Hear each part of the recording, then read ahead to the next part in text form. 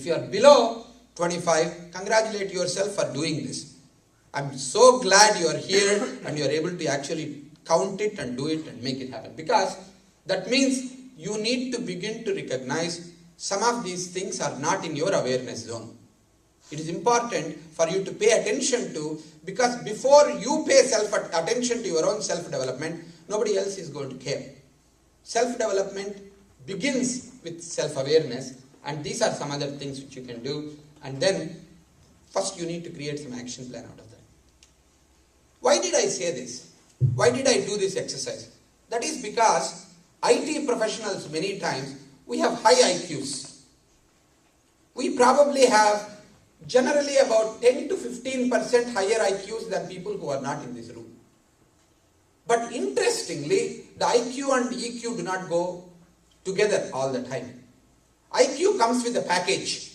Several times people say you cannot change your IQ. But EQ can always be changed. But that is the one that we pay least attention. But what is amazing is, emotion, our heart, actually creates the context for our intellect to shine.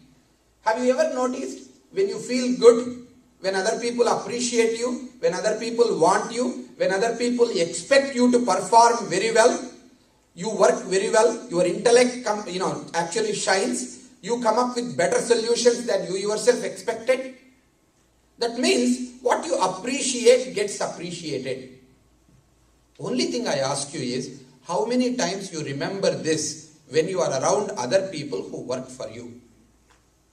Are you creating an appreciative environment so that whether it is your children, whether it is your spouse, whether it is your co-workers, whether it is your subordinates, actually can also, through appreciation, by creating a certain security, by creating a certain context for them to bring out their best? Because igniting the genius within each people does not happen by taking on a critical view, by telling them where they are wrong, what they need to improve upon, because you can fix faults by criticism, but you cannot develop people beyond where they are through negative feedback. You can stop negative behaviors, but you cannot generate positive behaviors. It applies to you, it applies to other people as well. So, in that respect, you need to recognize that our IQ is unavailable when we are in crisis. When your brain downshifts, actually the IQ doesn't work. What is interesting is, when the brain goes into the fear mode, you don't see colors. You begin to stutter. You begin to repeat the same words. Your voice becomes much louder. You actually look at the world as the one I want, the one which I don't want, or the one I didn't get, one I should have gotten. In that type of a mode, it doesn't matter how much IQ you have. Have you ever noticed when you become really angry, you just can't speak sometimes? Your body begins to shake. That is because your IQ can only function extraordinarily well in an environment where you are not threatened. If that is a scenario for you, if you want to develop other people, you have to create the same context for others. So, in terms of this is what fight-flight response is, what is called the adrenaline flow, and then it is called a reptilian brain, when the brain downshifts. In that state, we hunker down. We just try to literally stop doing anything that is unnecessary. Even the body, have you ever noticed when we hunker down, sometimes body unloads any extra weight? That's the reason why wetting the pants happen for many people when they become really fearful. Because the body knows it has to prepare, send the blood to your extremities. That means legs and hands. Hands in case you need to fight, legs in case you need to run, and the stomach in case somebody punches you, your vital organs don't get affected. So what I'm saying is not just about something which is interesting. Actually, this happens in a reactive mode. The body actually functions in a very different way based on millions of years of evolution. Unless we become responsive, that means emotionally little bit more sita prajna, like in Bhagavad Gita they say, like a prajahati yada kaman sarvan partha manogatan atmanyeva atmanatustahat Sitapragnasya dochide. What does it mean? Dukkeshu anudvigna manaha. That means when you are in really upsetting mood, when you are in sad, angry, upset, really in a bad shape, disengage from there. Sukeshu vigata jvaraha. Don't get caught up with when you get everything good. Yes. That doesn't help very much, because you are personalizing it so much, you will stop giving credit to everybody else who helped you. So, to a certain extent, developing that equanimity, samabuddhi, the ability to actually have a balanced state of mind to acknowledge others as well as acknowledge the grace that you received and yourself. Interestingly, while it looks like a nice philosophical statement, I have worked with over 110, 115 very senior executives, whether it is entrepreneurial or big companies, Boeing or Ford or Disney or any of them, senior vice president to CEOs.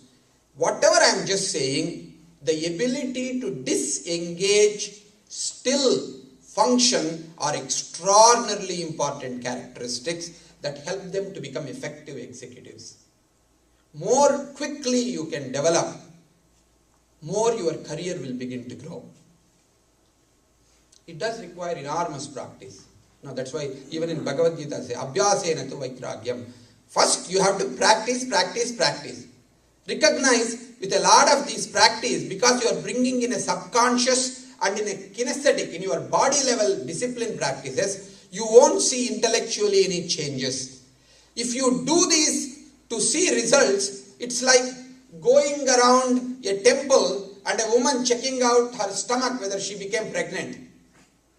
While it looks really funny for many of us men who don't know anything about pregnancy, for many of the women, the way in which we do something and expect results, it's exactly like that. It's a false pregnancy syndrome. Somehow, intellect is not connected with EQ or the SQ or the body, kinesthetic quotient. Somehow we think our mind will solve the problems. So IT professionals, if we want to develop our EQ and our ability to excel in a team environment, we have to figure out how to do different things. Ultimately, it comes to two mindsets if we want to develop ourselves. One is genius waiting to be ignited or idiot waiting to be found out. It looks like many of us recognize that. Why is that? Because this is not actually complex. One is to really look at it and say, if I am a genius waiting to be ignited, that means I am willing to acknowledge that I don't know, but I am a quick learner. I know right people to ask questions. I am willing to be humble and I have a good set of friends. When I need help, they are willing to help me. I am already smart. I know. I don't have to ask anybody else anything, like asking directions out there, We don't like to ask directions because they may think that we don't know. Of course, so what we do, we keep going round and round and round. Of course, many of us have got GPS devices, but we need to follow them, right? But if you try to prove that you are better than your GPS system, it doesn't help very much. But it doesn't stop us from doing that. How many of you got lost with your GPS devices in the car? Interesting. So that means what you know will not get you where you want to go in this turbulent environment. To go where you have never been before, you should be willing to give up what got you to this point. Whatever is your signature strength, whatever is your key capability that got you to, whether you are a CTO, whether you are a CEO, whether you are a venture capitalist, wherever you are, you need to re-examine whether what got you here, is it actually going to get you where you want to go. Your signature strength may become your core incompetence, because that is where your foot gets nailed to the floor. So the idiot mindset is to be dependent on the past. As the singers a little while ago, they said, just chhod do, just past, let it go. Begin to look at things freshly with a beginner's mind.